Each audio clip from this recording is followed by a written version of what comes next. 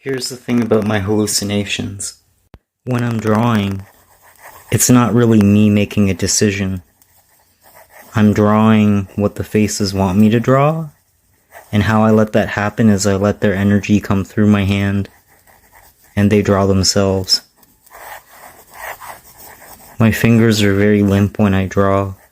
That's why I have a bit of a sketchy kind of art style, but it's the only way that I can let the entities flow through, the multidimensional faces that follow me day by day by day.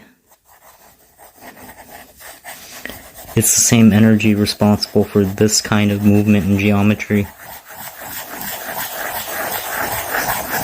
Flower of life. And it's always cycling in me. And I'm always drawing what it wants to be drawn. And I step out of the way and let it draw itself. So you left in the middle of a meeting. So I have PTSD. I didn't know you served in the military. I didn't, but civilians get PTSD too. Well, yeah, I guess they could. What percentage of people with PTSD do you think are civilian and have never been in the military? I don't know, maybe 1%. Try somewhere between 92 and 96%, depending on which study you cite. Can hardly believe that. And why did you take a step back when I told you I had PTSD? No, I didn't.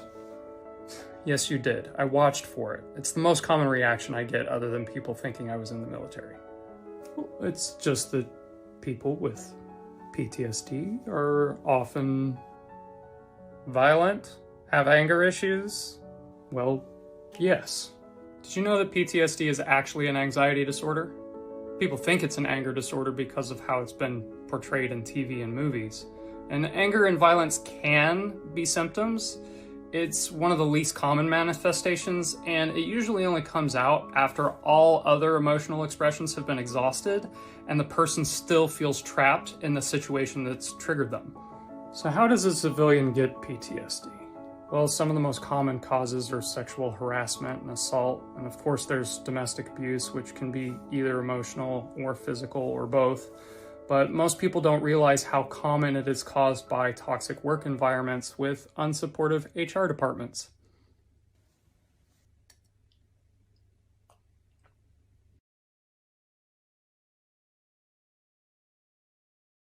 Knock, knock. Who's there? Ice cream cake. Ice cream cake who? Cake! Ever wonder what it's like to go through college with undiagnosed ADHD and autism and genius level IQ? So I created a phonetic version of the English language in these kind of like hieroglyphic looking things. I basically made it to be consistent from a written perspective. All of the sounds had letters. There were no duplicate letters or duplicate sounds. Just every possible sound in English had a letter assigned to it, and that would make spelling and everything else a lot more simple. So I kept refining it and mastering it. So eventually I started writing all my notes in this version of English rather than regular English because I was proficient enough at it, and that helped with my boredom and tics. So yeah, to all the college professors that thought they were like super badass and challenging me, no, you were so boring to me that I literally had to write my notes in a fake version of English to keep myself engaged and entertained enough by your dribble. And I made it that no one else could copy my notes. So yeah, there you go. There's my story. Hope you enjoyed it, I guess.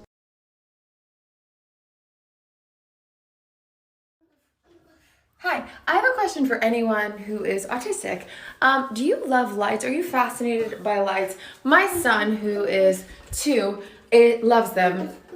On, off, yes. He looks at lights. When we walk by a light, he says, hi, light. When we walk away from a light, he says, bye-bye, light. He turns on and off the lights all day, and I am dying to know what about them is so fascinating. On, off. So I just want to hear, and there anyone else who, on, off, yeah, who is on the autism spectrum who loves lights? Please tell me what about it is so fascinating. Lights off? Okay. Please, let me know. Please.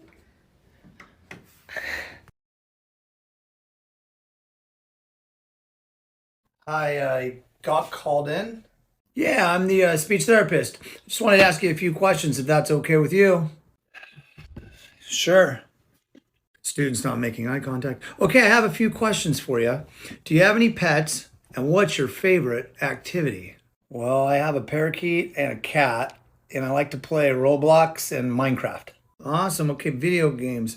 Now what I'd like you to do is ask me questions to find out about me. Honestly, I don't really know what to ask you. I don't really know you. Difficulty initiating. You just ask me anything, because whatever you say, it's going to go right into this report. Well, I already know that I'm being evaluated. I'm in an office I've never been in, and I've never met you before. Don't you think that's going to give me anxiety? You're not going to get any accurate results. You got a point. This is just going to set me up for writing crappy IEP goals that teach you how to mask. You have something else that you'd recommend? Well, yeah, I mean, have you heard of Speech Dude? He's doing a free live masterclass for SLPs on how to get better assessments for autistic students. Please go. What are you going to tell me? Links in the bio and that spot's running out? Wait a minute. Aren't you Speech Dude?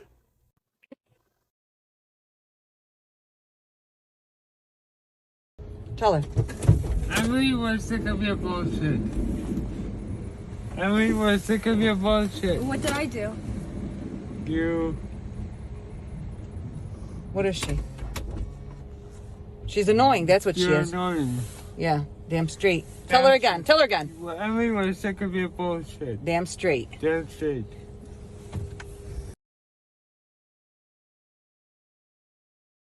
All right, if you are hypermobile and you happen to get tension headaches, especially ones that originate from the top of your neck, this video is for you. So one of the commonly tight muscles in people that are hypermobile are the trapezius muscles, or the traps. Just to give you guys a visual, it's a pretty big muscle, and it runs along the top of your shoulder blade all the way up to the base of your skull up there at the top. This muscle can get really tight if you tend to slouch a lot and your shoulder blades slip up, or if you sleep in a more slouched position. Now, there are two ways that you can have tight muscles. One is having too much neurological tone being sent to the muscle and turning it on. The other is mechanical shortening. If the muscle stays in a shortened position for a longer period of time, it might adapt and actually become shorter. This is where static stretching can become a problem, because static stretching actually decreases muscle tone, and if you're hypermobile, you already have low muscle tone. So it seems a little counterintuitive, but we want to lengthen the muscle and add muscle tone at the same time. The easiest way for me to do this with my clients is to take a weight and stretch it and use it all in the same exercise. So let it lengthen here at the bottom and then pull up at the top. So you can try this the next time you have a tension headache and see if it helps. Where am I, my fading supply?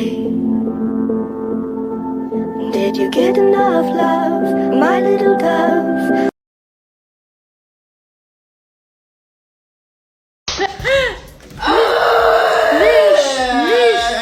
هتضرب؟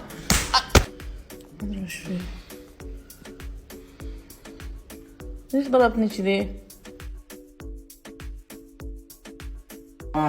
ايش تبغى مني بعد؟ Why you hit me? Why you hit me? ما تقربيني. Why Why you hit me? خوش كل شي بالثلاثة انت؟ ليش مبطل هالقد ايس كريم؟ ما قاعد اتكت. نظام نظيف ومشش ايده في ثيابه وفي شعره. خد شبسي. ها؟ ليش ما تشتهيني؟ انا مرت ابوك يعني اللي ما تشتهيني؟ كم واحد بتبطل ان شاء الله؟ احلف عاد احلف. ما مبطله لك شيء. اي ما في. ما بيت. سربرايز. بلو مع انه ما تستاهل انت اليوم على الضرب اللي ضربني اياه. جايبينه الى متابعينه.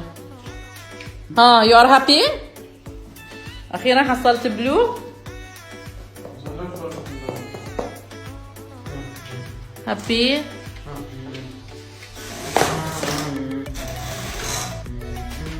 نعاين البضاعة زينة ولا لا؟